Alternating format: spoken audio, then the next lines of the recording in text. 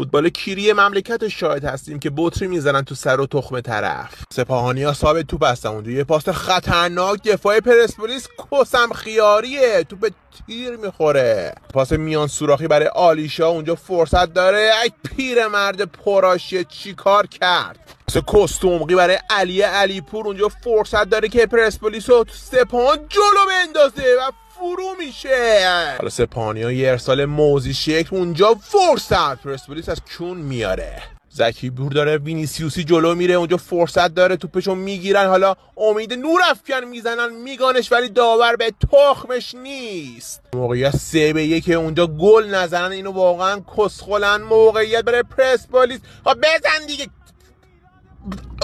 آخرم زد بیرون. دفاع سپاهان بازم مثل چی بازه، فرصت برای پرسپولیس، اونجا میزنه طرفو به فاک میده و داور کارت قرمز درونش فرو میکنه.